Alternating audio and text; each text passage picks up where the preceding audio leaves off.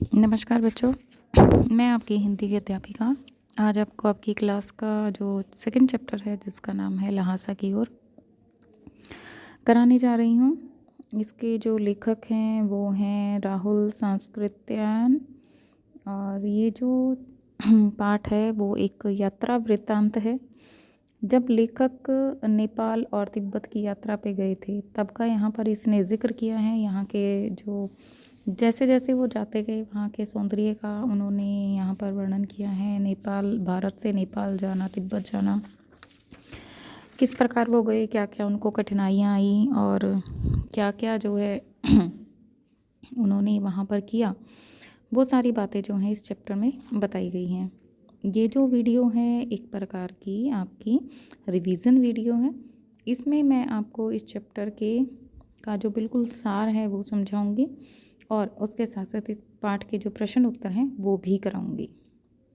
ठीक है बेटा, चलिए शुरुआत करते हैं पाठ के सार की। जो ये चैप्टर है लहासा की ओर, इस पाठ में लेखक नेपाल से होकर तिब्बत जाने की यात्रा का यहाँ पर वर्णन करता है। जब फरी कलिंगपाक का रास्ता नहीं खुला था तब नेपाल ही नहीं भारत का भी व्यापार इसी रास्ते से होता था। इसी मार्ग से फौजें भी आया जाया करती थी।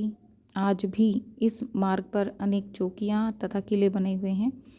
किसी समय चीनी फौज यहाँ रहा करती थी, परंतु ये फौजी मकान आज गिर चुके हैं। दुर्ग का कोई कोई भाग आबाद दिखाई देता है। दुर्ग मतलब जहाँ पर जो छोटे छोटे किले होते थे, जहाँ पर लोग रहते थे, किले ठीक है। तो यहाँ पर कोई कोई भाग यानी कि टूटा फूटा किला जो है यहाँ पर अभी भी है, जिसमें कि अब किसान लोग रहते हैं। अब यहाँ पर जो है वो ये कहते हैं कि आगे लेखक बताते हैं कि तिब्बत में जाति पाति का भेदभाव नहीं है। औरतों के लिए पर्दा प्रथा नहीं है। भिखमंगों को छोड़कर अपरिचित भी घर के अंदर आ जा सकते हैं। घरों की सास बहुएं बिना संकोच के चाय बना लेती हैं। वहीं चाय, मक्खन और सोडा नमक मिलाकर सब चोंगी में कूटकर मिट्टी के दांतेदार बर्तन में परोसती हैं। देखिए, चोंगी जो है एक तरह का पात्र है। जैसे यहाँ पर हम किसी चीज़ को कूटने के लिए जो है एक पत्थर का एक बड़ा सा बर्तन होता है, उसमें लकड़ी के डंडे के साथ जो है उसको कूटा जाता है, तो वहाँ पर जो है उसको चोंगी कहा जाता है। तो कहता है कि चोंगी में सोडा नमक मिलाकर चाय, मक्खन, सोडा नमक मिलाकर चोंगी में कूटकर मिट्टी के बर्तन में परोसकर दी जाती है। आगे लेखक ये बताते हैं कि तिब्बत की यात्रा में कठिनाइयाँ आने पर भी वहाँ का समाज यात्रियों के लिए अनुकूल है। वहाँ जाति प्रथा, पर्दा प्रथा, छुआछूत न होने से यात्री घर के भीतर जा सकते हैं। वहाँ की बहू या सास को अपनी झोली से चाय देकर बनवा सकते हैं। वह चाय बनाकर एक बर्तन में उस पर डाल कर देती है। यात्री अपना मक्खन खुद चोंगी में मथ कर लाकर चाय में डाल सकते हैं।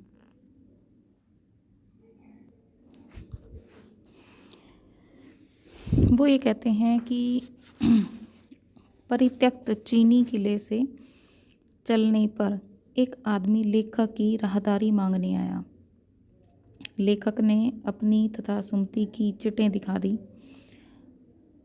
राहदारी का मतलब होता है कि टैक्स, किसी अभी आप उस जगह जा रहे हो तो उसका वहाँ पर आपको टैक्स देना होगा, तो उसको राहदारी बोला जाता है। तो उसके लिए जो है जो लेखक था और जो उसका गाइड था सुमति, उसने चिट दिखा दी, यानी कि पर्चियाँ जो स्लिप्स उसने कटवाई थी वो उसने दिखा दी।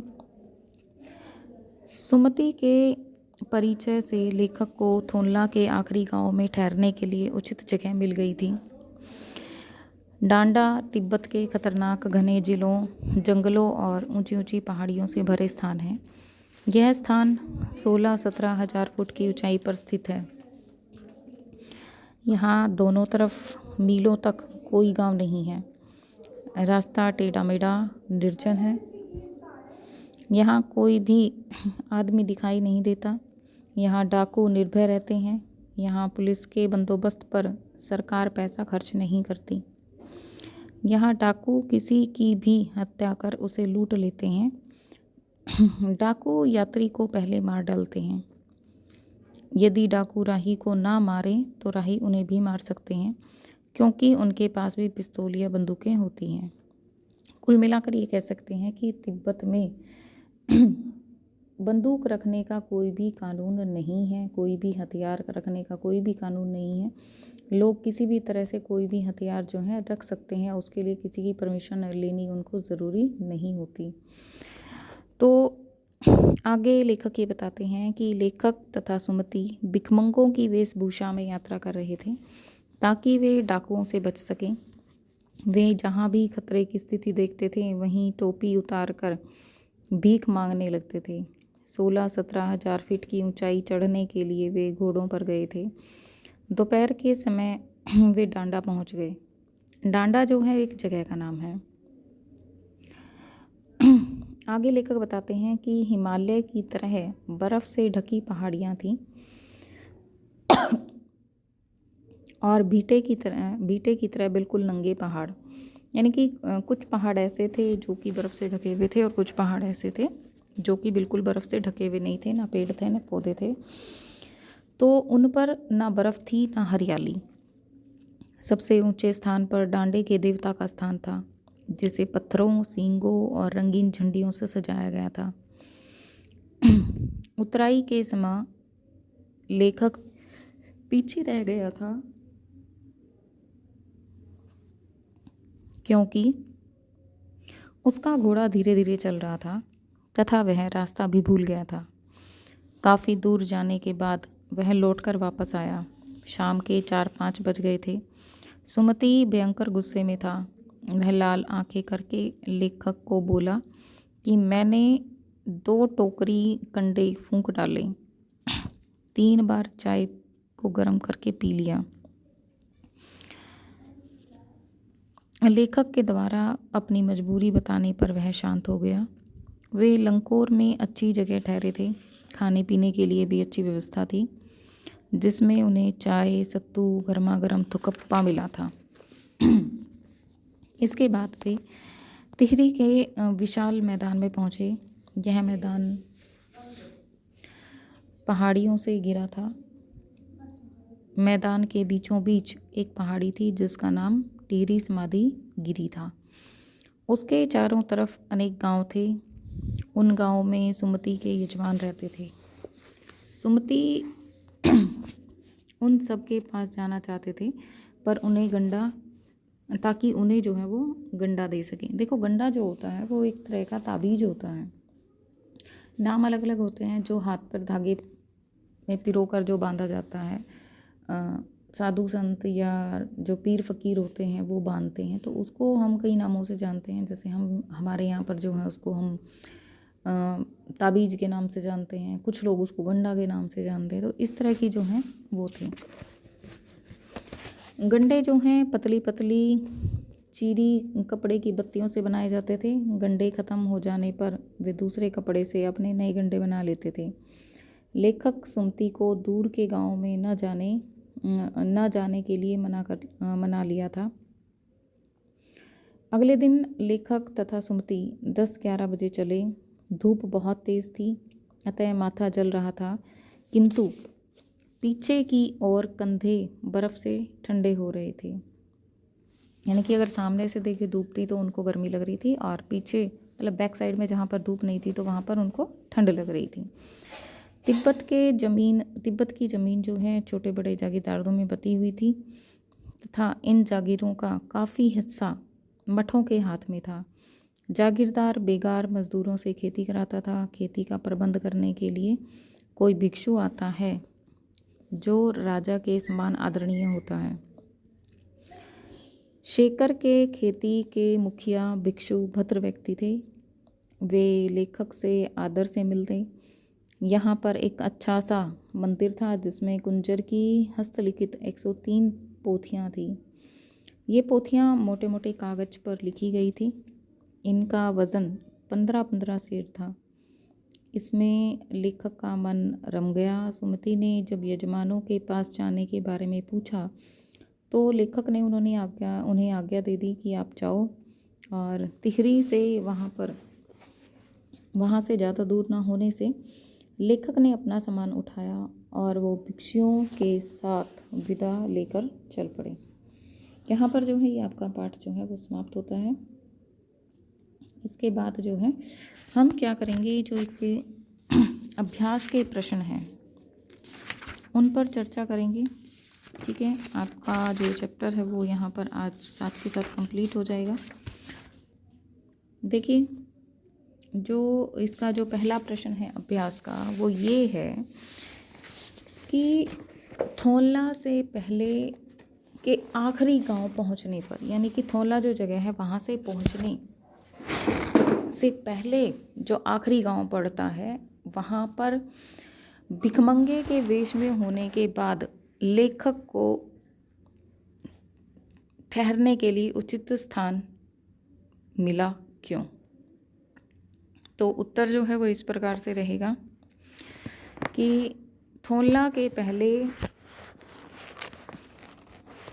के आखिरी गांव पहुंचने पर, थोला के पहले के आखिरी गांव पहुंचने पर भिखमंगे के वेश में होने पर लेखक को ठहरने के लिए उचित स्थान मिला, जबकि दूसरी यात्रा के इसमें भद्र वेश भी उन्हें उचित स्थान नहीं दिला सका। इसका मुख्य कारण था व्यक्ति के संबंधों का महत्व।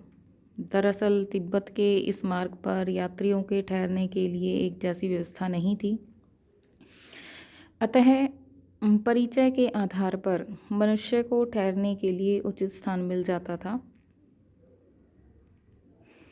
किंतु जान पहचान न होने पर उन्हें उचित स्थान मिलना मुश्किल हो जाता था। इसके अतिरिक्त अपरिचित व्यक्ति को रात काटने के लिए उचित स्थान मिलना इसलिए भी कठिन हो जाता था क्योंकि शाम के समय तिब्बती लोग छंग पीकर मस्त हो जाते थे।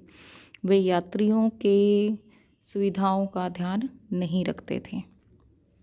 ठीक है, उसके बाद जो हमारा अभ्यास का जो दूसरा प्रश्न है वो ये है कि उस समय के तिब्बत में हथियार का कानून न रहने के कारण यात्रियों को किस प्रकार की कठिनाइयों का सामना करना पड़ सकता है, या किस प्रकार का भय बना रहता था। दो तरह से बन सकते, कौन कौन सी कठिनाइयाँ उनके सामने आती थी, तिब्बत का हथियार कानून नहीं था इसलिए, या फिर कि उनको कौन कौन से भय जो है वो बने रहते थे। इसका उत्तर जो है वो ये रहेगा कि उस समय तिब्बत में हथियार संबंधी कानून न होने से यात्रियों को हमेशा अपनी जान का खतरा बना रहता था। लोग हथियारों को लाठी डंडे की तरह लेकर चलते थे। डाकू अपनी रक्षा के लिए यात्रियों या जो लोग थे उनको पहले मार देते थे, तब देखते थे कि उनके पास कुछ है या नहीं है।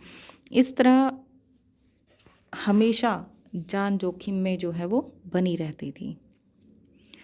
और जो इसका तीसरा प्रश्न है वो ये है कि लेखक लंकोर के मार्ग में अपने साथियों से किस कारण बिछड़ गया था। अभ्यास का ही प्रश्न है ये। ठीक है, किस कारण बिछड़ गया था, तो हम इसका उत्तर देंगे कि लंकोर के मार्ग में लेखक अपने साथियों से इसलिए बिछड़ गया था क्योंकि उसका घोड़ा जो है बहुत धीरे धीरे चल रहा था। वह रास्ता भटक कर गलत रास्ते पर चला गया था। 2-2.5 मील जो है उसको आगे जाना पड़ा था, और उसके बाद जब उसको पता चला कि वो गलत रास्ते पर जा रहा है तो उसको जो है फिर वो उसको वापस आना पड़ा। चलिए, अगला प्रश्न है हमारा, फोर्थ प्रश्न हमारा ये है कि लेखक ने शेखर विहार में सुमति को अनेक यजमानों के पास जाने से रोका, परंतु दूसरी बार रोकने का प्रयास क्यों नहीं किया। इसका जो है उत्तर वो इस प्रकार से रहेगा कि लेखक ने शेखर विहार में सुमति को यजमानों के यहाँ जाने से रोका क्योंकि वहाँ जाने पर सुमति को बहुत समय लगता, और लेखक को इंतज़ार करना पड़ता, क्योंकि दूसरी बार लेखक ने उसे नहीं रोका, क्योंकि वह एकांत में शांति से मंदिर में रखी मूल्यवान हस्तलिपियों को पढ़ना चाहता था। इसी कारण लेखक ने उसे जाने की अनुमति दे दी।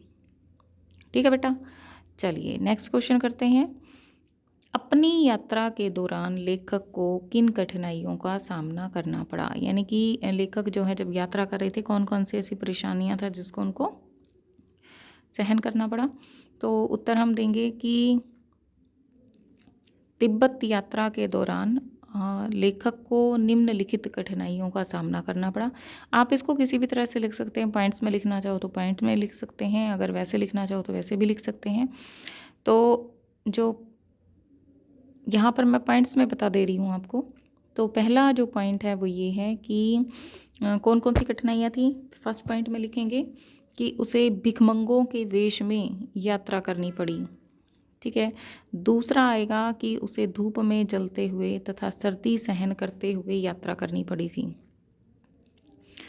तीसरा है कि कुछ साधन ना मिलने के कारण उसे अपना सामान पीठ पर लाद कर ही जाना पड़ा। फोर्थ पॉइंट में आएगा उसे धीमा चलने वाला घोड़ा मिला, जिससे वह गलत रास्ते पर तो पहुंचा ही पहुंचा और उसको देर भी हो गई। फिफ्थ पॉइंट में आ जाएगा इसमें कि वह सुमति के गुस्से का शिकार उसको होना पड़ा। ठीक है।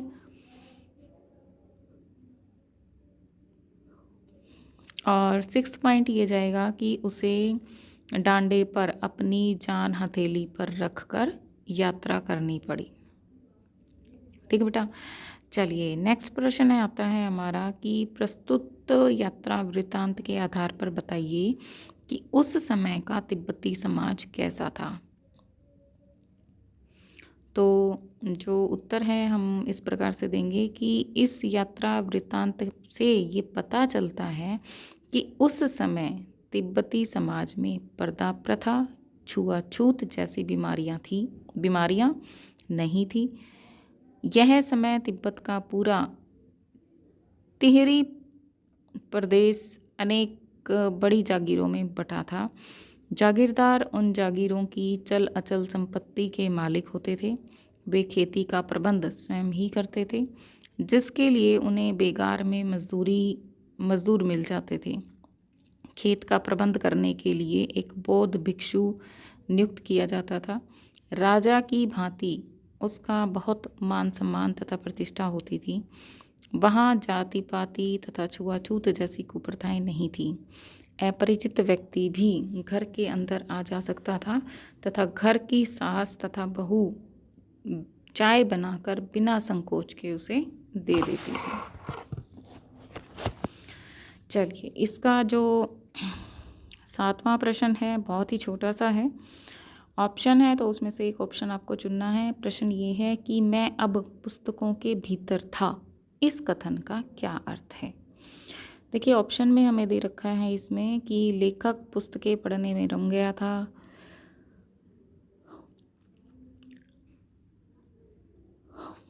सेकंड पॉइंट है लेखक पुस्तकों की शेल्फ के भीतर चला गया था।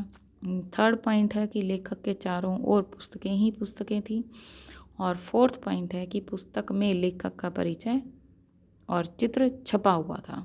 तो ऑप्शन बिल्कुल सही ये रहेगा कि लेखक पुस्तकों को पढ़ने में रम गया था।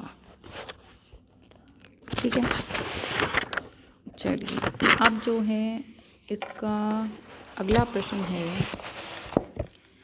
कि सुमति के यजमान और अन्य परिचित लोग लगभग हर गांव में मिले। इस आधार पर आप सुमति के व्यक्तित्व की किन विशेषताओं का चित्रण कर सकते हैं। तो ये आपका प्रश्न है रचना और अभिव्यक्ति से। तो इसमें हम लिखेंगे कि सुमति के यजमान और परिचितों के हर गांव में मिलने से उनकी अनेक विशेषताओं का पता चलता है। जैसे सुमति मिलनसार हैं, हंसमुख व्यक्ति हैं, उनकी जान पहचान का दायरा काफ़ी विस्तृत है। और इसके बारे में हम ये भी लिख सकते हैं कि सुमति अपने यजमानों को बोध गया से लाए कपड़े से गंडे बनाकर दिया करते थे और उनसे दक्षिणा भी लेते थे। थर्ड पॉइंट में आप लिखोगे कि सुमति लोगों की आस्था का अनुचित लाभ उठाते थे, पर इसकी खबर लोगों को नहीं लगने देते थे। ठीक है। और जो फोर्थ पॉइंट है वो ये रहेगा कि वे बौद्ध धर्म में गहरी आस्था रखते थे। चलिए, अगला प्रश्न है, हालांकि उस वक्त मेरा वेश ऐसा नहीं था कि उन्हें कुछ भी ख्याल करना चाहिए था। उक्त कथन के अनुसार अपने आचार व्यवहार के तरीके वेशभूषा के आधार पर तय होते हैं। आपकी समझ से यह उचित है या अनुचित है, विचार व्यक्त कीजिए। अब इसका उत्तर ये रहेगा, यह सही है कि वेशभूषा हमारे आचार विचार के तय करने में महत्वपूर्ण भूमिका निभाते हैं। जिस व्यक्ति की वेशभूषा अच्छी होती है वह आदर का पात्र बन जाता है। इसके विपरीत खराब वेशभूषा हमें उपेक्षा का पात्र बना देती है। मेरे विचार से वेशभूषा के आधार पर हमारे आचार विचार और व्यवहार का आकलन नहीं किया जा सकता। हमारे देश के ऋषि मुनि और महापुरुषों ने सादा जीवन उच्च विचार को महत्व देते हुए अत्यंत साधारण वेशभूषा में रहकर उच्च कोटि का कार्य किया है। अच्छे पहनावे से ही कोई अच्छा व्यक्ति महान नहीं बन सकता है। जो हमारा नेक्स्ट प्रश्न है वो ये है कि यात्रा वृत्तांत के आधार पर तिब्बत की भौगोलिक स्थिति का शब्द चित्र प्रस्तुत करें। यहाँ की स्थिति आपके राज्य शहर से किस प्रकार से भिन्न है। चलिए, अगला जो उत्तर है वो ये रहेगा, यात्रा वृत्तांत से ज्ञात होता है कि तिब्बत भारत और नेपाल से लगता हुआ देश है, जहाँ कुछ समय तक आने जाने पर प्रतिबंध था। यह स्थान समुद्र तल से काफ़ी ऊंचा था। यहाँ 17-18 हज़ार फीट ऊंचे डांडे हैं जो खतरनाक जगहें हैं। ये डांडे नदियों के मोड़ और पहाड़ की चोटियों के कारण बहुत ऊंचे नीचे हैं। यहाँ एक ओर हजारों बर्फ़ से ढके श्वेत शिखर हैं तो दूसरी ओर भीटे हैं जिन पर बहुत कम बर्फ़ गिरती है। यहाँ विशाल मैदान भी हैं जो पहाड़ों से घिरे हुए हैं। यहाँ के विचित्र जलवायु में सूर्य की ओर मुंह करके चलने पर जो है माथा जलने लगता है, जबकि कंधा और पीठ बर्फ़ की तरह ठंडे हो जाते हैं। यह स्थिति हमारे राज्य शहर से बिल्कुल पूरी तरह से भिन्न है। ठीक बेटा, अब यहाँ पर जो है आपका ये चैप्टर जो है वो समाप्त होता है। और अब जो है हम इस पाठ को आप लोग याद करोगे, समझोगे। अगर फिर भी कोई डाउट रहता है तो बेटा प्लीज़ पूछ लेना।